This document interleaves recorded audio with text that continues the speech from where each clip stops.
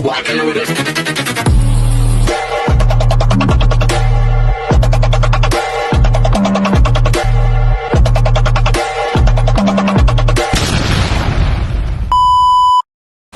Hi everyone! So nandito tayo ngayon sa isa sa mga talagang pinupuntahan ng mga tao dito sa Bangkok, Thailand, ang Mega Bangna.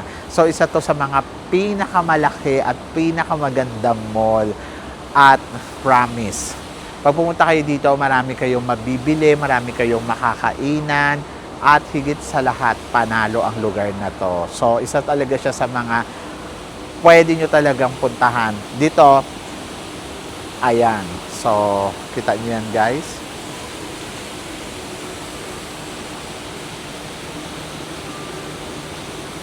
Okay. Tara, itour ko kayo. Siyempre, meron dito Starbucks. Diba?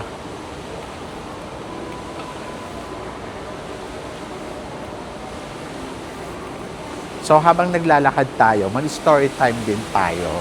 So, alam nyo ba guys, kanina, pumunta ako doon sa McDonald's, doon sa, sa Hompo, kasi nga, doon ako bumababa, tapos nagugas ako ng kamay, pagkatapos nag-edit ako.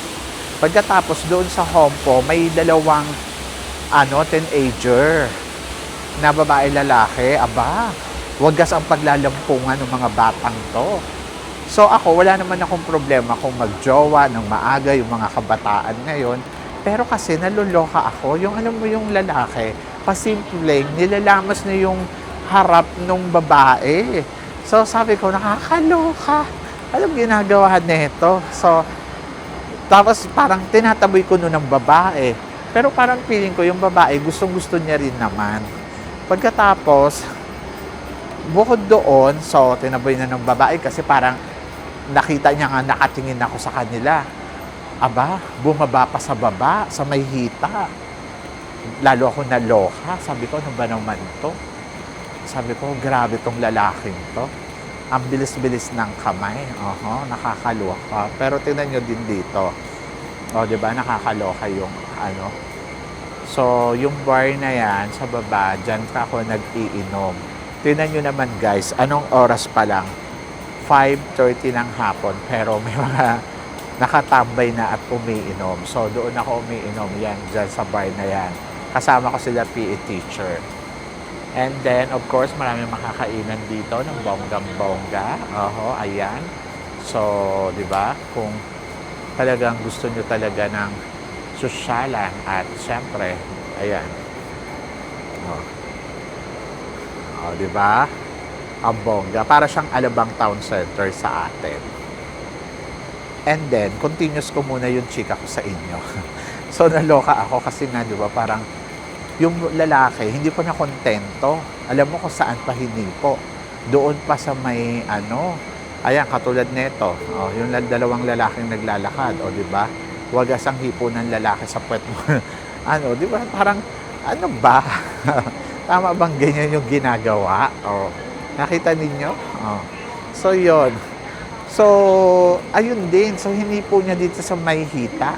Naiintindihan ko naman na hinipo niya yung hita. Pero ang hindi ko maintindihan ay may sticker and more pasta. Okay.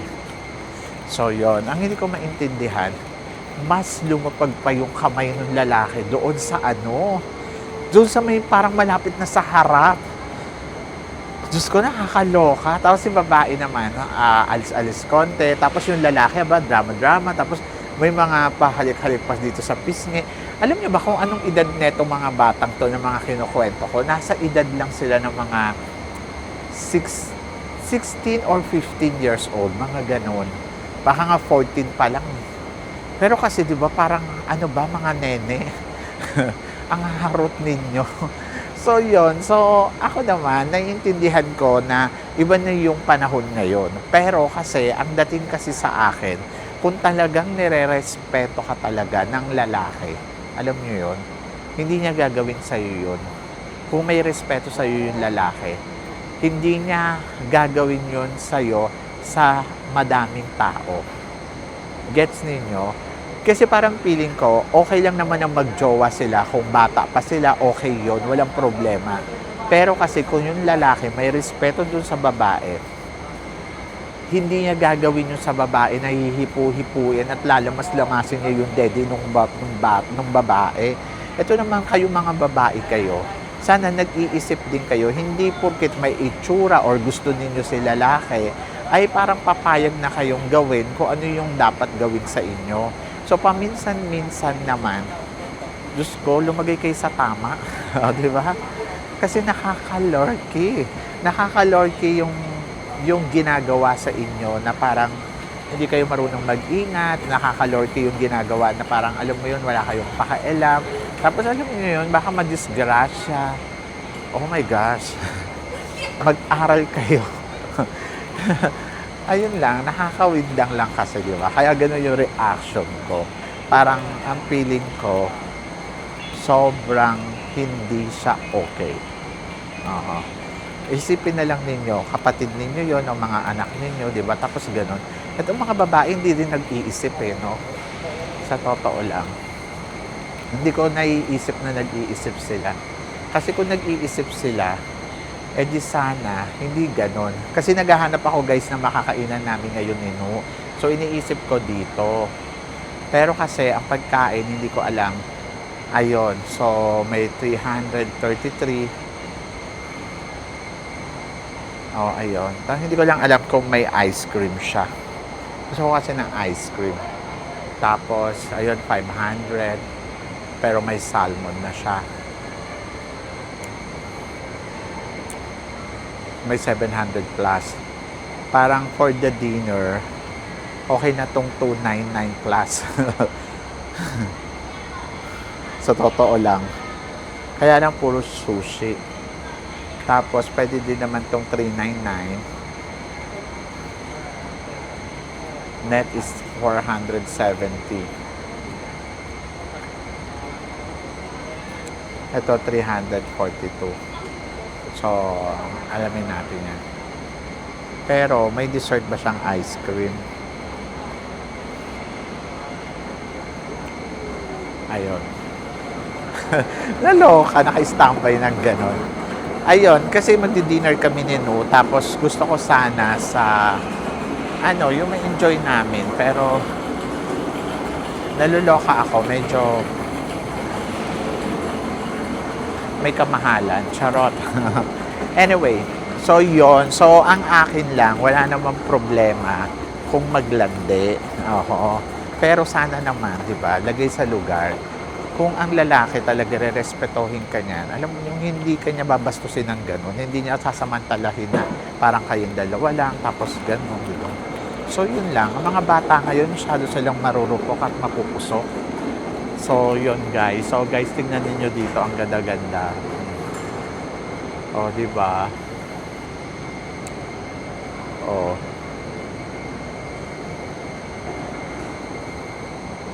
Ang dami pang guwapo, charot. Pang mayaman kasi siya. Katulad na lang ng mga nakikita natin dito. Oh, di ba? So, yun. So, yun lang yung akin. So, dapat maglagay lang ng okay lang naman na mag-boyfriend, pero yung tama lang hawakan ng kamay, hindi yung sasamantalahin ka na parang, oh my gosh, nakakaloka. Kasi kung ako si babae, sa totoo lang, tapos ganun yung ginagawa sa akin ng lalaki, i-break ko yun.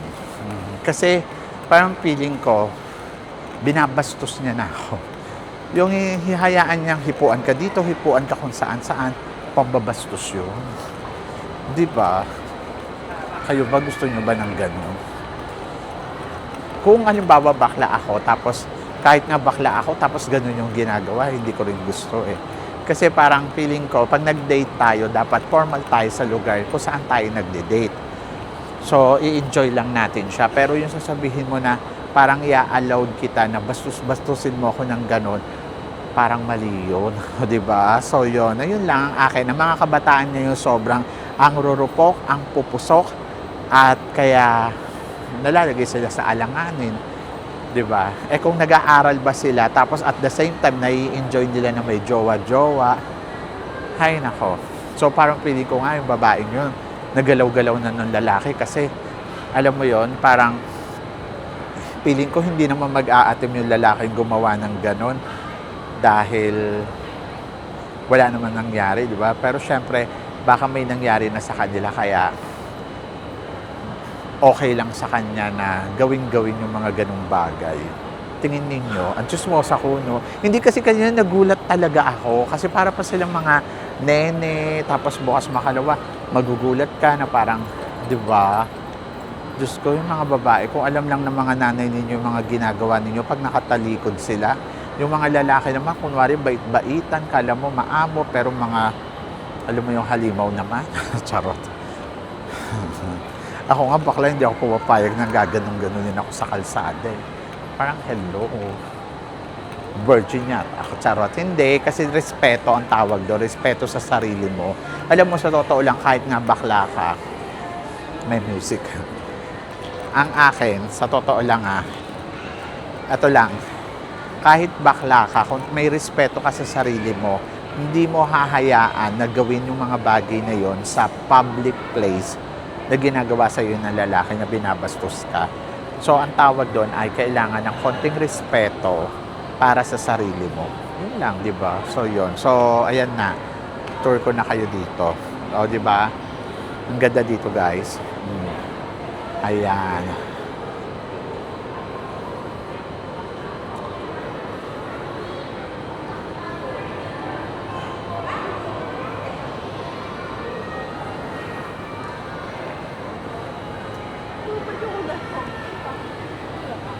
O, di ba? Ang bongga dito sa Megabang na. Kaya guys, pag once na pumunta kayo dito sa Megabang na, so pumunta din kayo dito para alam nyo yon magala ninyo yung lugar na to. Yun lang. So, sa mga hindi pa nakaka-follow at nakaka-subscribe, baka naman, subscribe na.